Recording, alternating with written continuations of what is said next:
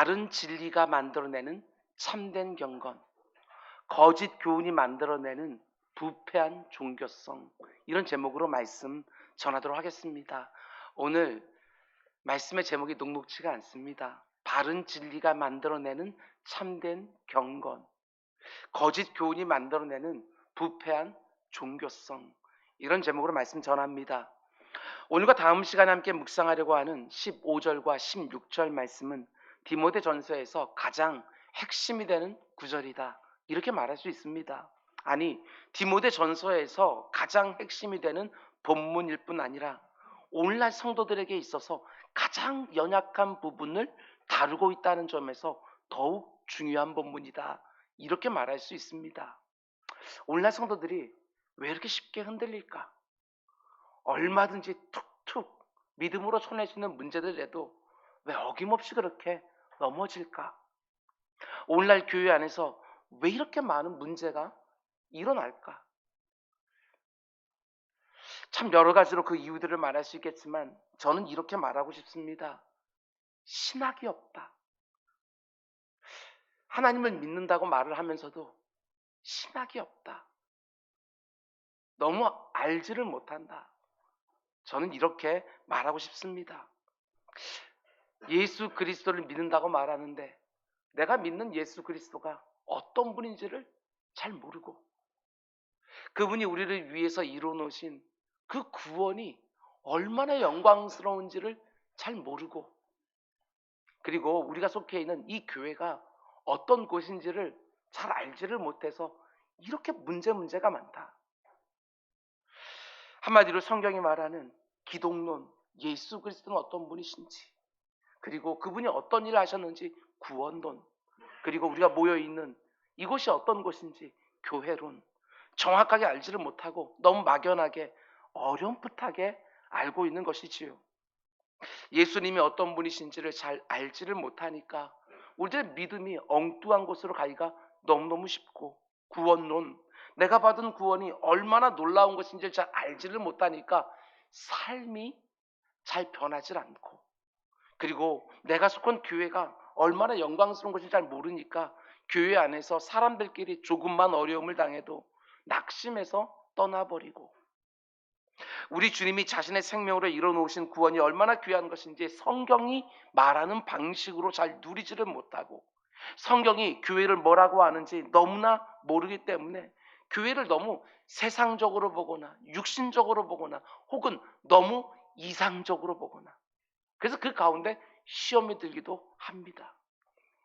오늘 이 시간에는 15절 말씀 하나만 가지고 교회론, 성경은 교회를 뭐라고 말하는지, 여러분들 지금까지 신앙생활에서 경험한, 여러분 느낀 감정 안에서 교회를 생각하지 마시고 성경은 교회를 뭐라고 말하고 있는지, 성경은 여러분과 제가 어떤 눈으로 교회를 바라보기를 원하는지 하는 부분 함께 묵상할 것이고, 다음 시간은 16절 한 절 말씀만 가지고 구원론, 성경은 우리 주님이 이 땅에 오셔서 구원에 대해서 어떤 일들을 이루셨는지 이 부분을 함께 생각해 보려고 합니다.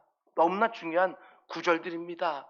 내게 익숙한 이야기 그냥 지나가지 마시고, 내가 경험한 구원과 교회는 이렇다, 참 할 말들이 많겠지만 그게 아니라 성경은 구원과 교회에 대해서 뭐라고 말하는지 여기에만 딱 집중해서 내 신앙생활의 기초를 다시 한번 다지고 내 교회 생활의 기둥을 다시 한번 세우는 우리 모두가 될 수 있기를 주님의 이름으로 축원을 드립니다. 오늘 보면 14절과 15절 말씀을 제가 다시 한번 읽어드립니다. 내가 속히 네게 가기를 바라나 이것을 네게 쓰는 것은, 내가 지금 이 편지를 쓰는 이유가 뭐냐? 그것은 만일 내가 지체하면 너로 하여금 하나님의 집에서 어떻게 해야 할지를 알게 하려 함이니 이 집은 살아계신 하나님의 교회요 진리의 기둥과 터니라. 사도 바울이 지금 디모데서 전서를 쓰는 이유를 이렇게 말합니다. 내 사랑하는 아들 디모데야, 혹시라도 내가 너에게 가는 일이 지체라도 되면 하나님의 집에서 네가 어떻게 행해야 될지를 너에게 알게 하기 위하여 이 편지를 쓴다, 이렇게 말하고 있는 거예요. 지금 사도 바울은 마게도냐에 있습니다. 오늘날로 말하면 유럽에 있는 그리스에 있는 것이고, 그리고 지금 이 편지를 받고 있는 디모데는 에베소에 있습니다. 성경에는 소아시아라고 말하고 있고 오늘날로 말하면 튀르키예, 터키를 말하는 것이지요. 거리가 그렇게 멀지는 않습니다. 그런데 바다를 사이에 두고 있는 것이지요. 그래서 배를 타고 가야 되는 곳이기 때문에 사도 바울이 쉽게 왕래하지를 못하고 있는 거예요. 원래 사도 바울의 계획은 마게도냐에 가서 그곳에 있는 교회들의 어려움을 신속하게 먼저 해결을 하고 곧바로 에베소에 가서 디모데와 함께 그 교회를 섬기는 것이었는데, 마게도냐 교회에 있는 문제를 해결하는 것이 생각보다 지체되면서 급하게 편지부터 먼저 써보내고 있는 것이지요. 그래서 뭐라고 말합니까? 지금까지 우리가 묵상했던 내용들을 보면 크게 두 가지로 디모데에게 지시하는 것을 보게 됩니다. 첫 번째는 거짓 교훈이 성도들에게 영향을 미치지 못하도록 교회 안에 바른 교훈을 잘 세워야 된다. 교회 안에 은밀히 들어온 거짓 교사들을 몰아내고 성도들에게 바른 진리를 온전히 무장시켜야 된다.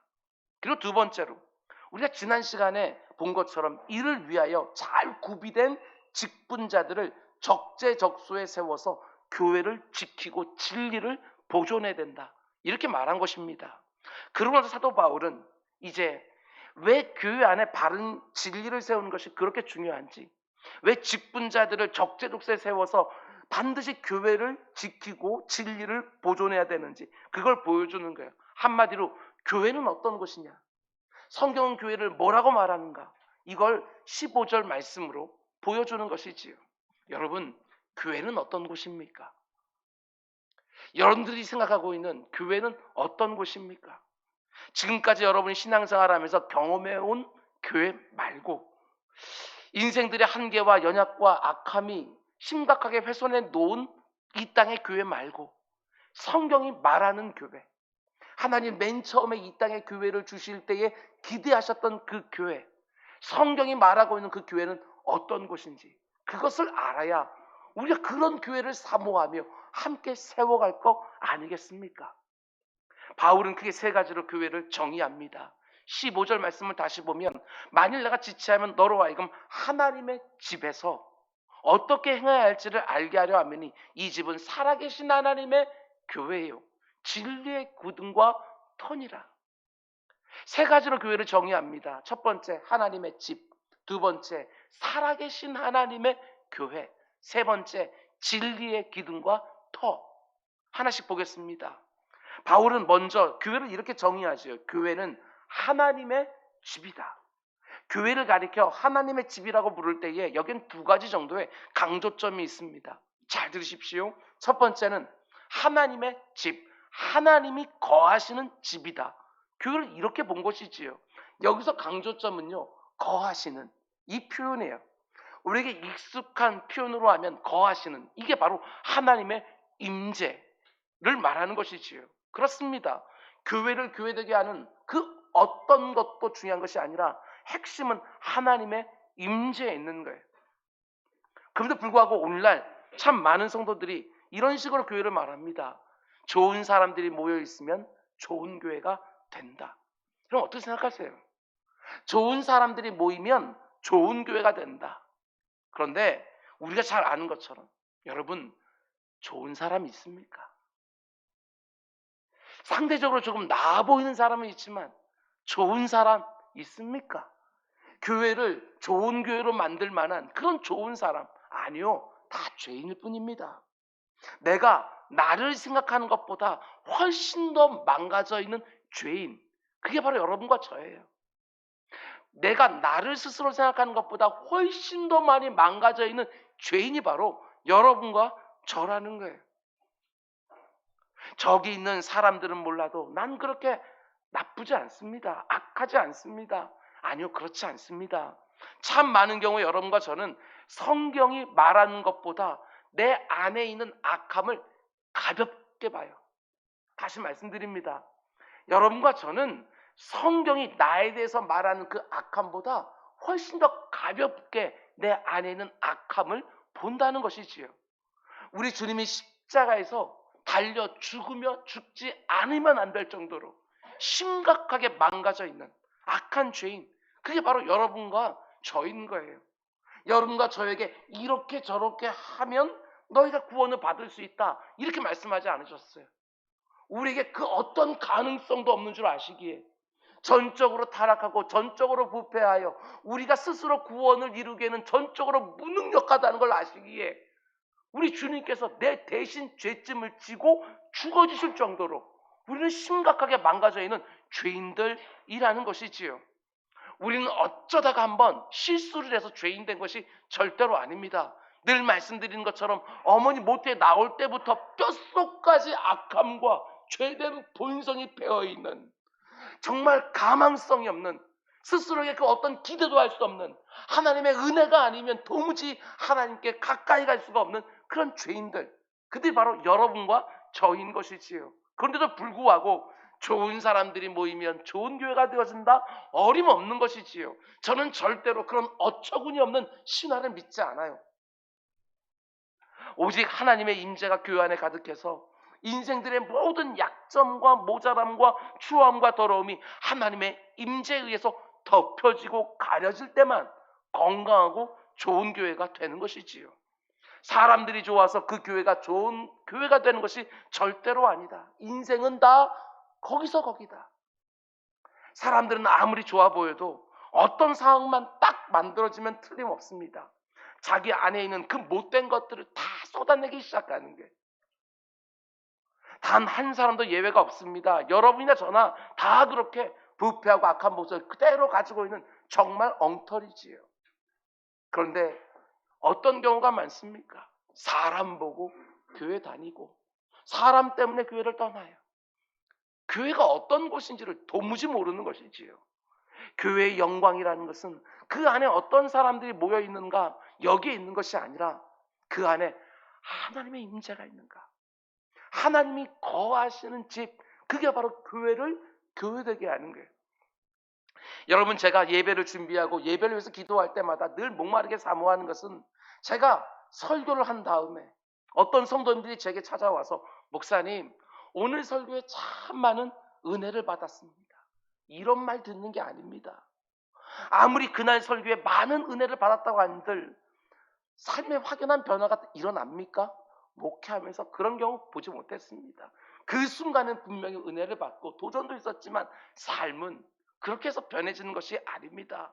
그런데 그 예배의 현장에서 그날 선포되어진 말씀이 어떤 말씀이 선포되었든지 내 찬양을 받아주시고 내 기도를 들어주시고 나를 찾아와서 말씀하신 하나님을 경험하게 되어지면 다릅니다. 정말 다르지요. 내 삶에 어떤 식으로든 영향을 미치게 되어져 있는 거예요.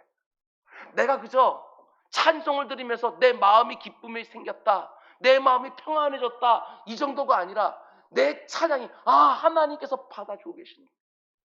내가 기도를 드리면서 내 마음이 후련해졌다, 여기 쌓아놓았던 걸 다 토해놓았다, 이게 중요한 게 아니라 하나님이 지금 이 시간 내 기도를 들어주고 계시는구나, 오늘 목사님 설교 말씀이 참 감동적이다, 이게 중요한 것이 아니라 하나님께 저 앞에 있는 목사를 통해서 내게 찾아오셨구나, 내게 말씀해 주셨구나, 각 사람이 그걸 경험하는 거, 그게 진짜인 거예요.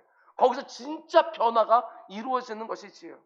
하나님이 경험되고 맛보아지는 예배, 저는 정말 여러분하고 그런 예배를 드리고 싶은 거예요.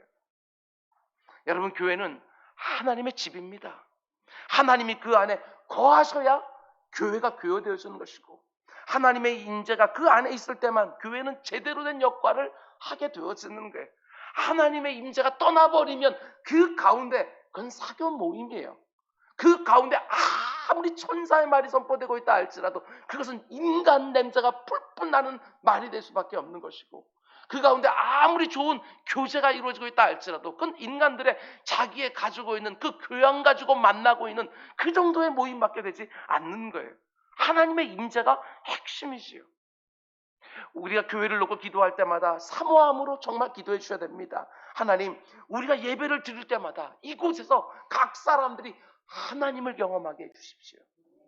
그저 인생들이 형식에 맞춰서 그냥 묵도로 시작하여 축도로 마치는 그런 예배가 아니라, 우리의 찬양을 받으시고 우리의 기도를 들으시고 우리를 찾아와 직접 말씀하신 하나님을 각 사람들이 인격적으로 만나고 그 가운데 속에 진실한 회개와 결단과 변화와 성숙을 경험하는 예배, 꼭 되게 해주십시오. 하나님의 임재를 사모하는 기도 우리 모두가 함께 드리면서 하나님이 경험되는 그런 교회, 그런 예배가 이곳에 있기를 주님의 이름으로 축원을 드립니다. 그런가 하면 성경이 교회를 가리켜 하나님의 집 이렇게 말할 때 그 안에 또 어떤 의미가 담겨 있느냐? 여러분 영어성으로 보게 되어지면 여기서 하나님의 집 할 때 그 집이라는 단어가요 그냥 하우스, 집, 주택 이렇게 되어 있지 않습니다. household 이렇게 되어 있어요. 가정, 가족, 세대 이런 느낌인 거예요. 성경은 그러니까 뭐라고 말하는 것입니까? 교회를 하나님의 가정, 하나님의 가족, 하나님의 세대들 이렇게 말하고 있는 거예요. 여러분 교회는 단지 눈에 보이는 건물이 아니라는 거, 그 안에 있는 성도 하나하나가 성령 하나님이 내주하시는 각 사람이 바로 교회라는 거 우리가 늘 듣지 않습니까? 그런데 그 성도들 하나하나가 다 교회인데 한 자리에 모여 있는 거예요. 예수 그리스도의 생명값으로 구원받은 그 성도들이 각 사람이 교회인데 그 교회들이 한 자리에 모여 있는 거 그게 바로 교회인 거예요. 예수 그리스도 안에서 다시 거듭나서 태어난 하나님의 가족. 성부 하나님께서 자신의 독생자 아들 하나님을 십자가에 내어주시고 그 가운데 우리의 죄를 다 전가시킨 다음에 그를 죽여서 우리를 다시 거듭나게 하신 다음에 우리를 자신의 가족으로 입양해 주는 거예요. 원래는 우리가 돌 감람몬 같은 그런 엉터리들이었는데 참 감람은 접붙임을 받은 거예요. 그래서 우리가 그분의 가족이 된 것이지요. 맨 처음 예수를 믿었을 때는 하나님을 아버지라고 잘 부르지 못했지만 서먹서먹하니까 익숙하지 않으니까 근데 신앙생활을 하면 할수록 그 가운데 속에 육신의 아버지만 있는 것이 아니라 내게 하늘 아버지 천부가 계시는구나 하고 모든 성도들이요 다 똑같이 한 하나님을 아버지라고 부르는 거예요. 우리 주님께서 기도를 가르쳐 주신 것처럼 하늘에 계신 우리 아버지요 너 이렇게 기도하라고 다 그 하나님을 아버지라고 부르라고. 다시 말하면 우리 모두가 다 예수 그리스도 안에서 형제가 되고 자매가 되는 거예요. 피부치가 된 것이지요. 그런 면에서 볼 때 교회 안에서 우리는요 다른 사람들에게 적절하게 거리를 두면서 품위 있게 교양 있게만 만나는 것이 아니라 서로를 상처를 주지 아니하고 상처를 안 받기만 하면 되는 것이 아니라 우린 가족인 거예요. 가족. 여러분 가족들끼리 얼마나 상처를 주고받습니까? 그렇다고 해서 그냥 갈라서 버립니까? 그렇지 않아요. 서로를 상처를 주고받으면서도 우리는 가족이니까 어떻게든지 끌어안으려고 애를 쓰는 것처럼 교회가 바로 그렇다는 거예요. 하나님의 가족이라는 것이지요. 시간이 되면 모였다가 또 시간이 되면 흩어지는 그런 모임이 아니라 그리스도 예수 안에서 똑같이 거듭나서 한 하나님을 모두 똑같이 아버지라고 부르는 영적인 또 다른 가족, 서로를 형제와 자매라고 부르는 또 다른 가족이 바로 교회인 거예요. 그래서 민낯으로 서로를 만나도 그 어떤 흉이 되지 않는 피부치로서 서로를 받아낼 수 있는 것, 그게 바로 성경이 말하는 참모습이라는 거예요. 그런 면에서 이렇게 말할 수 있습니다. 교회는 어떤 곳이냐? 장차 완성될 하나님 나라에 우리가 들어가게 되었으면 정말 우리 모두가 그 하나님의 가족으로서 완벽한 사랑을 누리게 될 거예요. 그런데 이 땅에서는요 그 사랑을 조금 맛보는 거예요. 어디서? 교회에서. 하나님의 가족됨을 교회 안에서 우리는 비로소 누리는 거예요. 혈연 관계를 뛰어넘어서는 정말 특별한 가족, 그게 바로 교회라는 것이지요. 이게 얼마나 특별한지 생각해 보시기 바랍니다. 우린 다 자기 중립성을 가진 죄인으로 태어나서 이 세상을 살아가기 때문에 내 아내, 내 남편, 내 부모, 내 자녀 정말 할 수만 있으면 잘하려고 애를 씁니다. 그렇지요? 내 이름이 붙어있는 가족에게는 다 잘하고 싶어 하는 거예요. 그런데 그렇게 자기 중심성에 덕지덕지 붙어있는 그 정도 사랑받게 할 줄 모르던 우리가 그리스도 안에서 거듭나면 가족의 개념이 확 하고 넓어지는 거예요. 누구라도 받아서 형제로 자매로 받아들이는 가족 개념이 확 하고 늘어나는 거예요. 내 이름이 붙어서 내 가족이라고 말하지 않던 사람들을 새로운 가족으로 내가 받아내서 어떻게든지 그 지체됨의 사랑을 누리려고 하는 거예요. 그럼 어떻게 됩니까? 잘 드시기 바랍니다. 나 혼자서는 절대로 들어갈 수가 없는 영적인 세계가 확 하고 넓어져요. 다시 말씀드립니다. 나 혼자 신앙생활을 할 때는 전혀 누리지 못하던 그 세계를요, 교회 생활을 통하여 정말 확 하고 넓어진 세계를 경험하기 시작하는 거예요. 예를 들면 여러분과 제가 결혼을 하고 자녀를 낳게 되었으면 세계가 얼마나 넓어진지 몰라요. 그저 혼자 살 때 내가 생각하는 그 세계하고 배우자가 생기고 자녀가 생기게 되었으면 내가 경험하게 된 세계가 이렇게 넓어지는 거예요. 전에는 절대로 경험하지 못했던 세계. 나 혼자만 괜찮으면 되는 세상에서 내 아내와 내 남편과 내 자녀가 괜찮아야 나도 괜찮아지는 그런 세상을 경험하기 시작하는 거예요. 신앙생활과 교회생활도 마찬가지라는 것입니다. 나 혼자 신앙생활 할 때는 전혀 경험하지 못했던 세계를요, 교회생활을 하면서 경험하기 시작하는 거예요. 오늘날 가나안 교인들, 가나안 성도들, 안나가 교인들 이런 얘기들이 희자되고 있지만 그렇지 않습니다. 혼자 신앙생활 할 때 누리지 못하는 것을 교회생활을 통해 우리는 제대로 누리기 시작하는 거예요. 그게 좋은 면이든 나쁜 면이든, 그러나 다 연단과 훈련을 거쳐서 성장과 성숙이 있는 제대로 된 세계를 누리기 시작하는 거예요.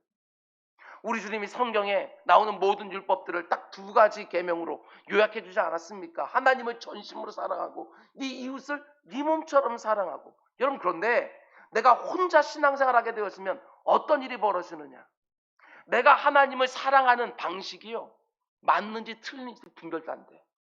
혼자 신앙생활하면.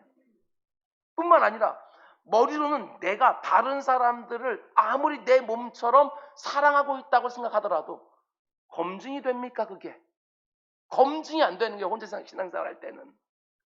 그런데 교회 안으로 쑥 들어가서 다른 사람과 함께 신앙생활 하기 시작하면 어떻게 되지요? 다른 사람들이 하나님을 사랑하는 방식을 보면서 때로는 너무너무 부끄러운 거예요. 아, 저렇게 하나님을 사랑할 수 있구나. 내가 지금까지 하나님을 전심으로 사랑한다고 생각했는데 그게 아니구나. 저 사람 사랑하는 모습 보니까. 뿐만 아니라 나하고 정말 안 맞는 사람들, 나를 힘들고 버겁게 하는 사람들을 교회 안에서 만나면서 아, 다른 사람들을 내 몸처럼 사랑한다는 게 이렇게 어렵고 힘이 들구나. 내 의지로는 안 되는구나. 하나님의 은혜가 없으면 도무지 가능하지가 않구나. 아, 내 안에 사랑이 없구나. 이걸 교회 생활을 통해서 깨닫게 되어지는 거예요. 신앙생활을 혼자 할 때는 도무지 내가 생각하지 못했던 영역들이요, 교회 생활을 함께 다른 지체들과 하면서 확 하고 넓어지기 시작합니다. 신학이 없어서 얼마든지 혼자서 신앙생활을 할 수 있는 것처럼 생각하지만 절대로 그렇지 않아요. 어리석기 짝이 없는 거예요. 나 혼자 성경을 묵상하고 나 혼자 이런저런 설교를 찾아다니며 듣고 혹은 공동체 예배에만 딱 참석하고 다른 지체들과 어떤 교제도 없이 왔던 자로 그냥 돌아가고, 아닙니다. 그게 신앙생활이 아니라는 거예요. 그러면 신앙생활을 하고 있는 그 세계가 너무나도 좁은 거예요. 영적인 가족이라고 불리는 교회 안에서 서로 얽히고 설키면서 그게 좋은 경험이든 나쁜 경험이든 이런저런 경험을 하면서 영적인 세계가 확 하고 넓어지는 것이지요. 그러면서 진짜 성장과 성숙이 시작되어지는 거예요. 많은 약점과 한계를 드러내고 있는 무수한 사람들을 그 약점을 비판의 제목으로 삼지 아니하고 그 강점을 시기의 제목으로 삼지 아니하고 그 약점은 약점대로 받아내면서 함께 아파하고 서로 보완해주고 그 강점은 강점대로 받아내면서 함께 즐거워하고 함께 기뻐하고 동역하고 혼자서는 전혀 상상할 수 없었던 또 다른 세계를 열어주는 곳, 그것이 바로 교회인 거예요. 교회는 정말 너무나도 귀한 선물이에요. 교회는 하나님의 집이고 하나님의 가족입니다. 서로가 그리스도 안에서 형제가 되고 자매가 되는 것이지요. 아무리 마음에 안 들고 아무리 마음이 상해도요, 가족은 어떻게든지 사랑해내려고 씨름씨름하는 것처럼 오직 예수 그리스도라는 공통점 하나를 딱 붙들고 수만 가지 다른 점들을 뛰어넘어가면서 서로를 내가 묶여있는 영적인 가족으로 받아내는 곳, 그것이 바로 교회인 것이지요. 하나님의 가족으로 형제와 자매가 되는 교회됨, 단 한 사람도 예외 없이 마음껏 누리는 은혜가 있기를 주님의 이름으로 축원을 드립니다. 그리고 이제 두 번째로 교회는 또 어떤 곳이라 말합니까? 15절 말씀을 계속해서 보면 바울은 이렇게 정의합니다.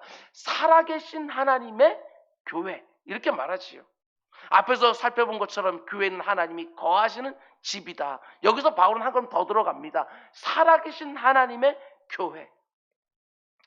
여러분도 다 마찬가지로 생각하는데요. 저는요, 교회에 오면, 특별히 예배당에 오면 정말 특별한 마음이 듭니다. 다른 곳에 있을 때와는 전혀 다른 특별한 감화가 있어요. 다른 곳에서는 생각도 좀 거칠게 하고 말도 거칠게 하지만 교회에 오면 거친 생각을 하면 부끄럽고 죄송해요.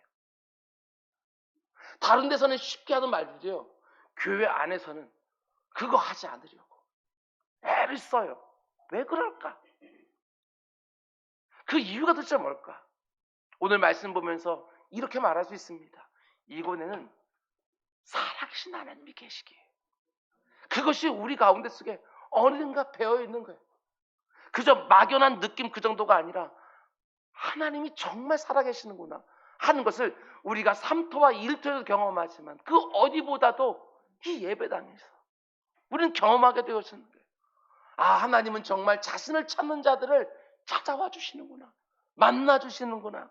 이런 생생한 깨달음이 바로 이곳에 있는 것이지요. 우리가 찬양할 때 하나님이 우리의 찬양을 받아주시고, 우리가 기도할 때 하나님 우리 기도를 들어주시는구나. 제가 우리가 드리는 예배를 놓고 기도할 때마다 가장 사모하는 제목이에요.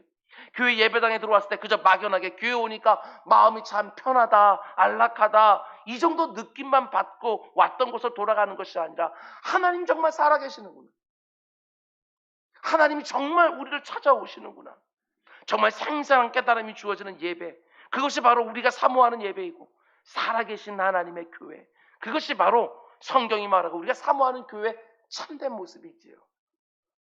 여러분, 교회를 살아계신 하나님의 교회라고 말할 때 그 강조점은 여기에 있습니다. 교회는 살아계신 하나님이 주인이 되신다.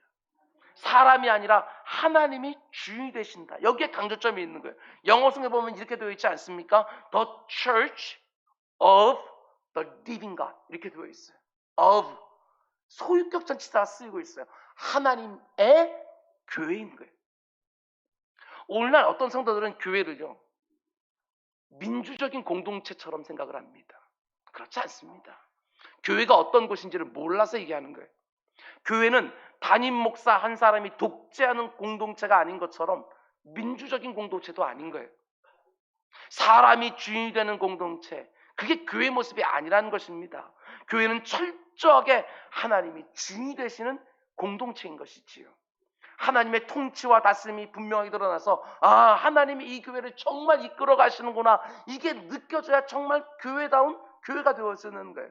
물론 당회가 모여서 교회 제반 사무에 대한 어떤 결정들을 내리고 더 논의가 필요한 의견들은 재직회에 붙여서 책임 있는 재직들의 의견을 듣고, 더 중요한 주제들은 공동의회 회부에서 회중 전체의 의견을 묻는 과정을 거치긴 하지만 그 모든 과정을 민주적인 절차라고 우린 말하지 않아요. 당회나 재직회나 공동회는 어디까지나 교회의 주인이 되시는 하나님의 뜻을 묻는 과정인 거예요. 그게 바로 하나님의 뜻을 묻는 과정. 교회의 대표성을 지닌 장로들이 당회를 통하여 하나님의 뜻을 묻고, 교회를 책임감 있게 가지고 섬기는 재직들의 재직회를 통하여 하나님의 뜻이 어디인지를 또 묻고, 교회에 속한 모든 성도들이 공동회를 통해서 하나님이 우리를 어디로 데려가기를 원하시는지를 함께 묻고 함께 분별하는 거예요. 그런 과정을 통해서 교회의 주인이 되시는 하나님이 각 사람의 마음과 생각을 주관해 가시는 거예요. 처음에는 자기 소견들이 다 있었지만 이런 과정들을 통해서 그 가운데 하나님의 뜻이 어디에 있는가를 하나를 이렇게 같이 분별하기를 원하는 것, 그리고 당회의 결정에 의하여, 재직회 결정에 의하여, 공동회의 결정을 통하여 뭔가가 딱 정해지기 시작하게 되었으면 그것을 단지 다수결의 결정으로 보지 아니하고 하나님의 뜻을 분별하는 과정으로 보았기에 하나님의 뜻이 거기에 있는 줄 알고 그 가운데 모든 사람들이 거기에 순복하는 것, 이게 바로 교회의 주인이 하나님이 되신다라는 말의 의미가 되어지는 거예요. 단지 각 사람의 의견을 잘 수렴하기만 하면 되는 공동체가 아닙니다. 사람의 의견을 수렴하는 것이 아니라 하나님의 뜻을 온 공동체가 함께 분별해 가는 거예요. 교회 안에 유력한 사람들이 큰 소리를 치면 이렇게 하고 저렇게 하고, 사람들을 그 앞에서 새를 만들어서 이렇게 하고 저렇게 하고, 저 같은 담임 목사가 하나님의 뜻을 두렵고 떨림으로 이 강단에서 설교를 하는 것이 아니라 담임 목사가 원하는 내 뜻을 마치 하나님의 뜻인 것처럼 빙자하여 강단을 통해서 사람들을 선동하는 게 교회가 아니라는 거예요. 두렵고 떨림으로 하나님의 말씀, 하나님의 뜻을 전달하는 설교를 해야지, 내가 원하는 대로 교회를 이끌고 가고 싶어서 선동하는 것이 이 강단의 자리가 절대로 아니라는 사실이, 이 가운데 속에 하나님의 뜻만 서기를, 사람들의 의견과 주장들이 아니라 하나님의 뜻만 서기를, 그래서 오직 하나님의 말씀만 제대로 전하려고 하는, 제가 우리 은자교회 위임받을 때 그 초창기의 말씀을 드렸습니다. 어리고 경험도 미천하고, 그러나 이 강단에 서서 하나님 말씀만 제대로 전하려고, 아무리 그 가운데 그저 지루하고 길고 그냥 무미건조한 것처럼 보인다 할지라도 하나님 말씀만 그대로 전하려고, 나중에 제가 나이가 들어서 엉뚱한 소리 강단에서 하거든 아무나 좀 끄집어내달라고, 하나님의 말씀이 바르게 선포되어 그분의 뜻이 드러나는 강단. 여러분, 이게 바로 교회지요. 교회는 절대로 민본주의가 아니에요. 신본주의, 하나님 중심주의. 아무리 이 세상이 뭐라고 말한다 할지라도 하나님의 뜻만 바로 서기를 원하는 공동체, 그게 바로 교회예요. 앞으로 우리 교회는 너무나 중요한 결정을 해야 될 때가 참 많을 것입니다. 직분자들을 새롭게 선출하는 문제, 교회를 건축하는 문제, 때가 되어서 담임 목사를 청빙하는 문제 등등해서 하나하나 정말 쉬운 문제가 아닙니다. 교회가 흔들리기 쉽고 사람들이 시험 들기 쉬운 문제들이에요. 그러나 그때마다 모든 성도들이 함께 하나님 앞에 나아가 충분히 그분의 뜻을 묻고 분별하고, 그것들이 결정이 되어지면 또 함께 순복하면서 우리 교회 안에 하나님의 주인 되심이 온전히 서게 되기를 주님의 이름으로 축원드립니다. 마지막 세 번째로 교회는 또 어떤 것이라고 말합니까? 15절 맨 마지막 부분 보게 되어지면 진리의 기둥과 터다, 이렇게 말합니다. 진리의 기둥과 터. 기둥은 눈에 잘 보이고요, 터는 눈에 잘 안 보여요. 그러나 눈에 잘 보이든 잘 안 보이든 상관없이 기둥과 터가 하는 가장 중요한 역할이 무엇이지요? 건축물이 견고하게 서 있을 수 있도록 지지해주고 붙들어주는 역할을 하는 거예요. 그게 바로 진리라는 거예요. 교회가 있는데 그 가운데 진리를 딱 보는데, 이 교회는 이 진리가 이 세상의 시대 정신에 따라 변질되지 않도록, 사람들의 죄성에 변질되지 않도록 이 교회 안에 하나님이 진리를 두셔서 그 진리를 보존하고 지키게 하시는 거예요. 그래서 교회를 가리켜 진리의 기둥과 터다, 이렇게 말하는 거예요. 여러분, 이 말을 잘 묵상하셔야 돼요. 절대로 성경은요 교회가 진리다 이렇게 말하지 않아요. 교회는 진리 자체가 될 수가 없어요. 그래서 교회는요 온전하지도 않고 안전하지도 않은 것이지요. 그런데 마치 교회가 온전하고 완전하기를 성도들이 기대를 해요. 너무나 많은 성도들이. 당연히 어떻게 되었습니까? 교회가 뭐 이래 하면서 낙심하고 실족하는 거예요. 아닙니다. 그렇지 않아요. 역사를 갖다 보게 되었으면 교회가 얼마나 잘못된 결정을 낸 데도 많은지 모르는 것이지요. 교회가 어떤 곳인지 제대로 모르니까 그냥 이상적으로만 생각하는 거예요. 교회는 하나님의 집이고 살아계신 하나님이 주인이 되시는 교회라는 것은 틀림이 없지만 그 안으로 부름받은 사람들은 온전하지도 완전하지도 않은 거예요. 하나님이 인생들 가운데 속에 그래도 비교적 온전해 보이는 사람들을 하나하나 골라서 너는 교회 안에 들어가고 너는 교회 안에 들어오고 너는 들어오지 말고, 하나님이 이렇게 하셨습니까? 아니요. 성경 보면 뭐라고 얘기합니까? 수고하고 무거운 짐 자 다 내게 오라. 하나님의 구원에는 차별이 없다. 어떤 교회들이 하는 것처럼 교회 안에 들어온 사람들 가운데 속에 그 사람의 됨됨이를 다 따져보아서 그 가운데 속에 멤버십을 주는 거 아닙니다. 교회에 와서 예수 그리스도를 나의 구주로 영접하는 그 믿음의 고백이 신실하게 말하면 누구에게나 다 그 가운데 재직의 멤버십을 허락해 주는 것들이지요. 이게 바로 교회의 모습인 거예요. 그럼에도 불구하고 우리가 교회를 진리 자체인 것처럼 생각하니까 교회에 대해서 자꾸 실망하는 거예요. 수없이 많은 한계와 문제를 가진 사람들이 모여있는 공동체인 것이지요. 당연히 교회가 하는 모든 것들이 다 진리가 될 수가 없어요. 오류가 있고 한계가 있는 거예요. 그럼에도 불구하고 정말 놀라운 게 무엇입니까? 성경은 그 교회를 가리켜서 진리의 기둥과 터라고. 그렇게 문제가 많은데 하나님은요, 그 교회 안에다가 진리를 넣어두셨어요. 이게 얼마나 영광스러운지 한번 보셔요. 우리가 얼마나 엉터리인 줄 아는데, 이런 설교자가 얼마나 엉터리인 줄 아는데, 이런 설교자에게 진리의 말씀을 선포하게 하고, 교회가 얼마나 문제가 많은데 그 가운데 속에 진리를 보호하라고, 보존하라고, 지켜내라고 사명을 주시는 거예요. 이거하고 똑같아요.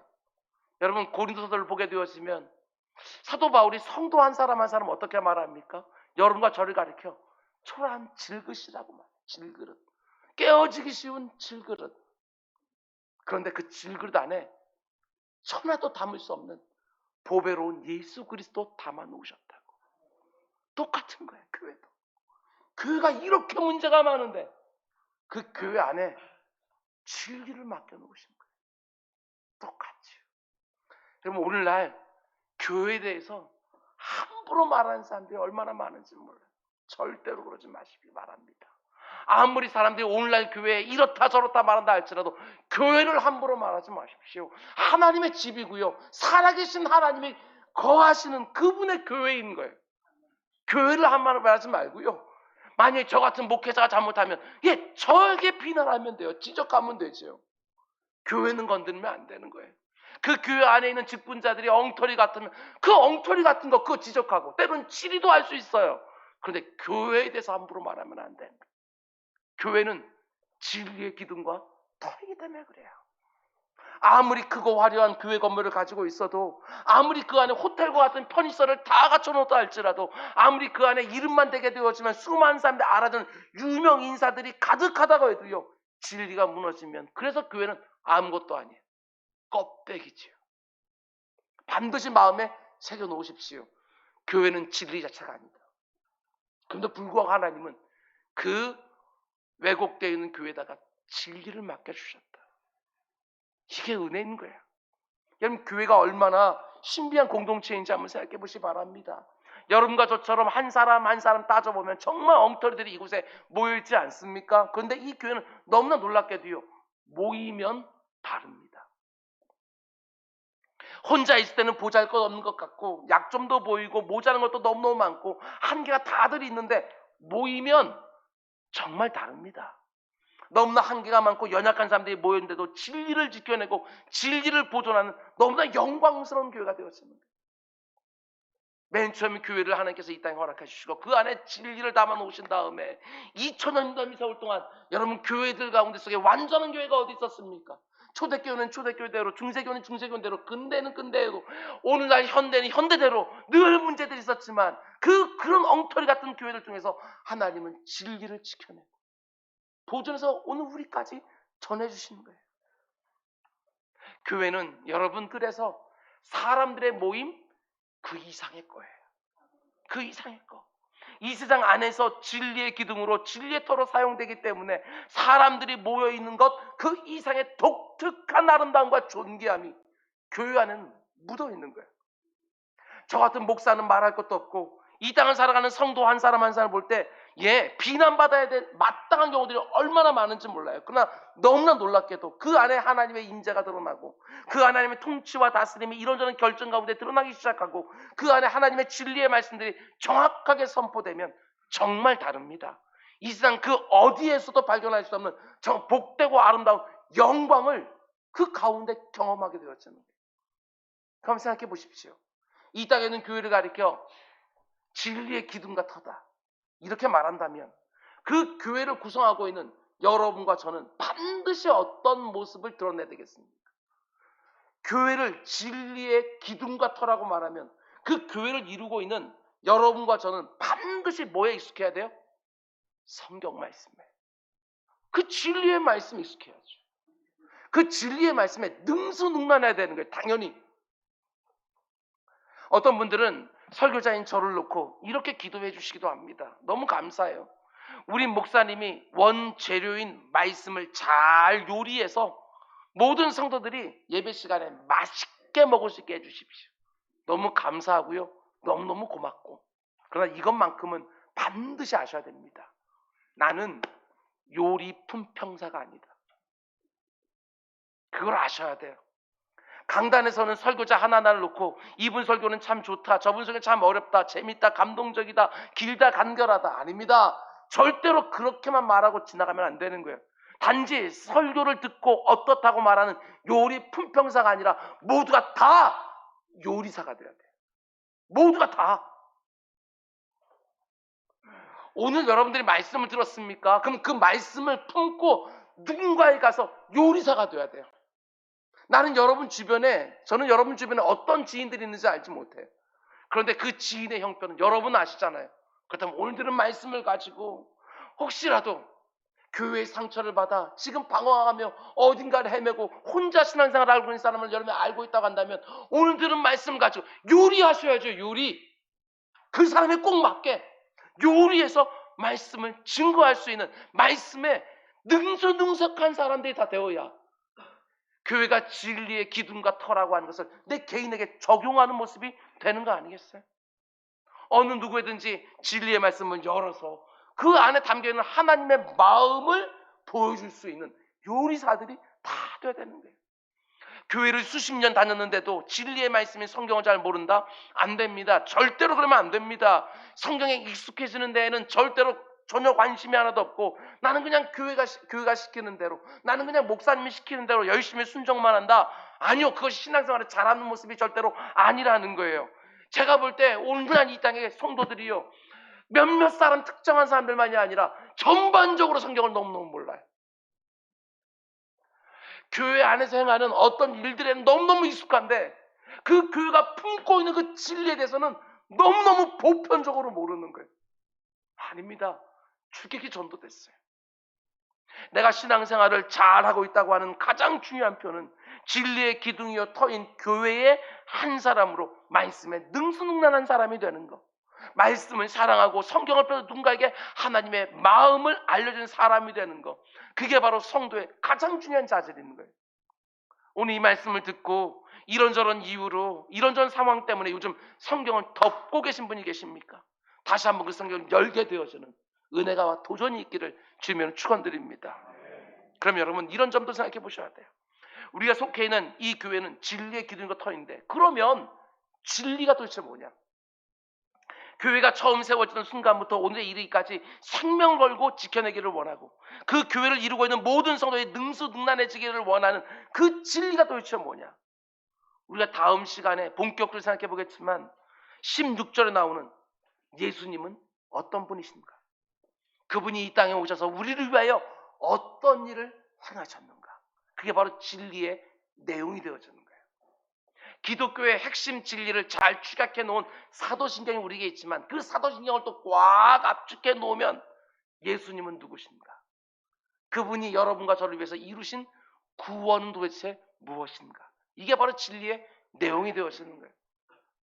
제가 늘 강조해서 말씀드리는 것처럼 우리가 지금 묵상하고 있는 본문의 흐름을 한번 보세요. 3장 마지막 구절인 16절 다음 주에 볼 거예요. 거기서 진리의 내용을 요약적으로 설명한 다음에 딱 한 장 넘어가서 4장 1절부터 그러면 잘못된 교훈은 무엇인지 그걸 설명하는 것을 보게 되어져요. 지금 디모데가 목회하고 있는 에베소 교회를 너무나 힘들게 하고 있는 대표적인 거짓 교훈들에 대해서 바울이 언급하기 시작해요. 그 가운데 하나 4장 3절 말씀 잘 보십시오. 혼인을 금하고 어떤 음식물은 먹지 말라고 그들이 말할 것이나 음식물은 하나님이 지으신 바니 믿는 자들과 진리를 아는 자들이 감사함으로 받을 것입니다. 여러 가지 거짓 교훈들이 있는데 그 중에 하나를 얘기하고 있는 거예요. 거짓 교훈이 만들어내는 결과가 뭐라고 말합니까? 잘 보십시오. 모든 성도들이 하나님의 특별한 부르심이 없으면 기도하고 장가가는데 어떤 잘못된 교훈을 가르치는 사람들이 다가와가지고 하나님만 사랑하기 위하여 하나님에게 모든 관심과 열정을 다 쏟아붓기 위하여 결혼하면 안 된다. 진실한 성도는 결혼하면 안 된다. 이렇게 가르치는 거예요. 성경의 진리가 아닙니다, 여러분. 모든 성도들이 다 결혼해서 하나님이 원하시는 경건한 가정을 세워가는데 그 잘못된 교훈이 한번 들어와서 딱 자리를 잡으니까 나는 결혼 안 해 하고 버티기 시작하는 거예요. 마치 그것이 하나님을 더욱 사랑하는 모습인 것처럼. 부르심의 차이예요. 사랑의 강도의 문제가 아니라.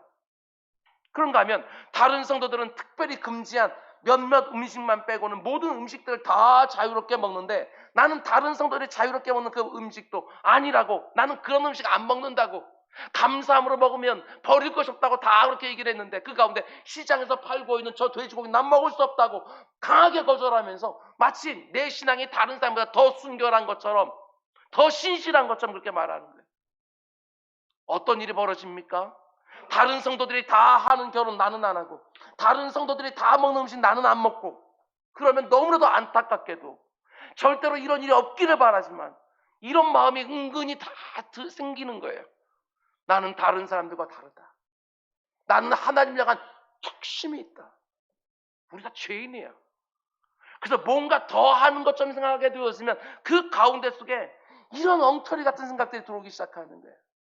얼마나 이런 류의 사람들이 역사 속에 많았으면 이런 형태에 대하여 신학적인 용어까지 붙여놓았어요. 그게 바로 부패한 종교성. 그냥 종교성이 아닙니다. 부패한 종교성, 잘못되었다는 거예요. 부패한 종교성이 뭘 만들어내요? 끊임없이 자기 확신, 자기 만족, 자기 우월성, 이런 걸 만들어내요. 이게 거짓 교훈인 거예요. 여러분, 바른 진리는요, 우리를 어떻게 만들어냅니까? 앞에서 잠깐 말씀드렸지만 우리가 어머니 모태에 나올 때부터 다 죄성, 악한 죄성을 다 가지고 태어나지 않습니까? 죄를 지어서 죄인이 된 것이 아니라 죄인으로 태어나서 죄를 더하고 있는 것이지요. 그런데 우리가 바른 진리 앞에 서기 시작하게 되었으면 뭐가 깨어지느냐? 이 자기 중심성이 깨어지기 시작합니다. 내가 중심에 딱 있어서 나만 만족시키면 된다고 생각했는데 그게 아니라 하나님만 만족하시면 되지, 하나님만 좋으시면 되지 하고 자기 중성이 계속 깨지는 거예요. 전에는 내가 기뻐야 좋았는데 그게 아니라 내가 아니라 다른 사람들이 기뻐하면 너무나도 좋아지는, 바른 진리가 만들어내는 결과물은 다 이거와 똑같아요. 바른 진리를 알면 알수록 하나님을 더욱 사랑하게 되고 이웃들을 정말 더 내 몸처럼 사랑하게 되고 나는 그 다음 하나님의 처분에만 맡겨드리고, 이게 바른 진리가 만들어내는 그 열매인데 내 평생 일평생을 나만 밖에 모르고 살았는데 하나님을 만나면 만날수록 그분의 바른 진리를 경험하면 경험할수록 더욱더 하나님께로 다른 이웃들에게로 관심이 계속 가게 되어지는 거예요. 그리고 나서 진짜 예배자가 되어지는 것이고 진짜 섬기는 사람이 되어지는 거예요. 그게 바로 바른 진리가 만드는 열매인 거예요. 그게 바로 바른 경건이지요.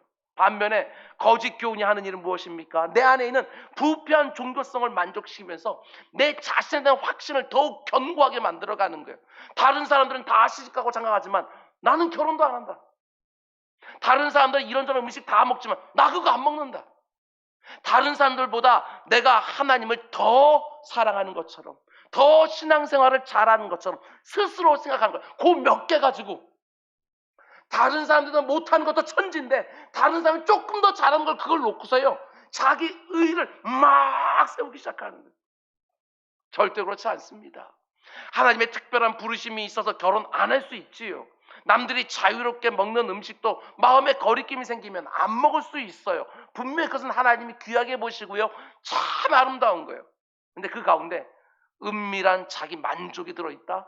남들보다 나를 더 나은 것처럼 생각하게 되어진다? 아니요, 그게 바로 우리 주님이 그게 책망하던 바리새인들의 그 가짜 경건과 뭐가 다르냐는 거예요. 여러분, 한국 교회를 이렇게 망가뜨리고 있는 것이 다 여기서 나오는 거예요. 부패한 종교성.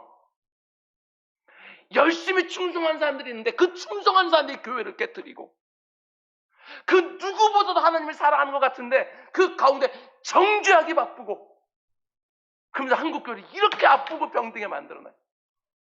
사람들을 보면서 이웃들을 제대로 앉지를 못하고 그 가운데 속에 야 너는 그것도 먹냐? 난 안 먹어 하면서 사람들의 경계를 딱 만들면서 다른 사람들이 우리를 볼 때 야 너는 왜 이거는 하는데 이거 안 한다고 네가 그렇게 의로운 것처럼 얘기하냐? 그러면서요 바리새인 취급받는 이게 한국교회를 이렇게 아프게 만들고 있는 거예요.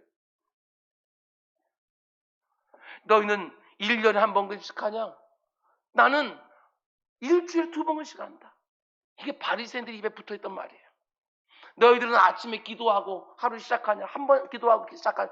나는 5번씩 하루에 기도해. 시장 갔을 때도 거기 시간 되어지면 거기 두 손도 거기서도 기도해. 이게 바리새인들의 모습이에요. 겉으로만 보게 되어지면 진짜 신실해 보이지 않습니까? 근데 그걸 가리켜서 우리 주님 말씀하신다. 냄새가 난다. 냄새가 너희들. 시체 썩는 냄새가 난다. 겉에는 회칠을 해서 아름답게 보이지만 그게 바로 부패한 종교성이라고. 그렇게 말하는 것이지요.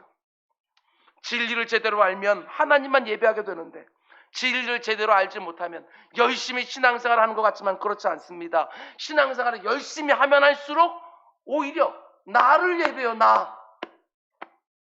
내 예배를 받으시는 하나님께 중심을 딱 두는 게 아니라 그 하나님께 예배하고 있는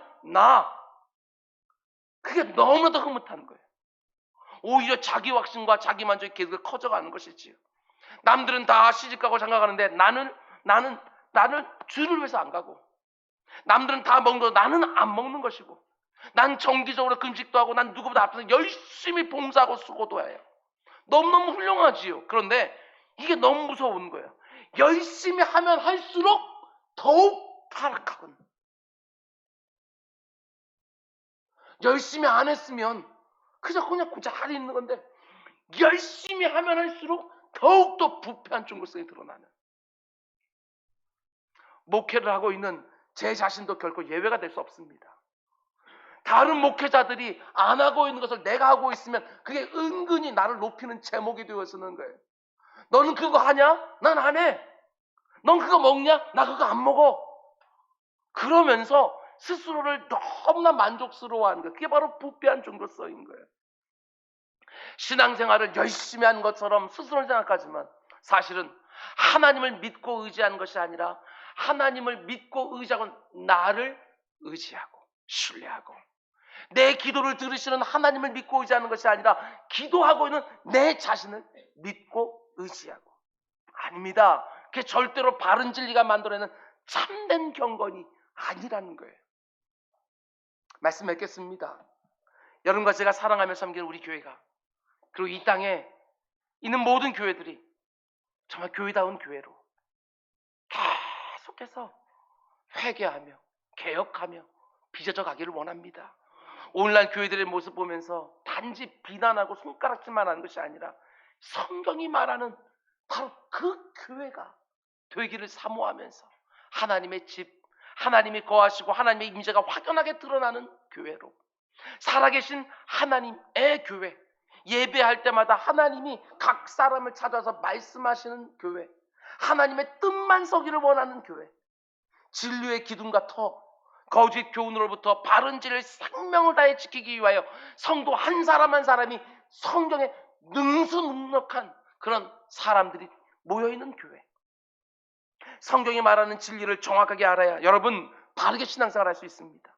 신앙과 자기 확신을 분별하면서 나의 죄됨을 절절하게 바라보고 오직 하나님 한 분만 예배하고 하나님이 내게 허락하신 지체들을 피부지처럼 가족으로 받아내면서 우리에게 교회를 허락하신 하나님께 감사를 드리면서, 여러분 내 신앙생활이 교회 생활을 통하여 시험받고 상처 입고 그리고 떠나는 것이 아니라 내 신앙생활이 교회 생활을 통하여 더 넓어지고 더 견고해지고 더 순전해지는 은혜가 꼭 있기를 주님의 이름으로 축원을 드립니다. 기도하겠습니다. 사랑의 주님, 정말 건강한 교회 세워가기를 원합니다. 비록 너무나도 엉터리 같은 담임 목사고 너무나도 부족한 우리 모두지만, 그러나 그런 부족한 우리들도 하나님 긍휼하게 주시사 우리가 함께 모여서 하나님의 뜻을 구하며 겸손하게 경성하게 섬길 때 하나님께서는 이 교회를 건강하게 세워가시면서 이 가운데 있는 진리를 지켜내고 보존하며 우리 다음 세대까지 시뻘건 십자가를 그대로 전수할 수 있는 교회로 만들어 주미사오니 내 주 아버지 하나님 우리에게 은혜를 더하여 주옵소서. 예수님의 이름으로 기도드렸습니다. 오늘 말씀 생각하면서 찬송가 208장 올려드리겠습니다. 208장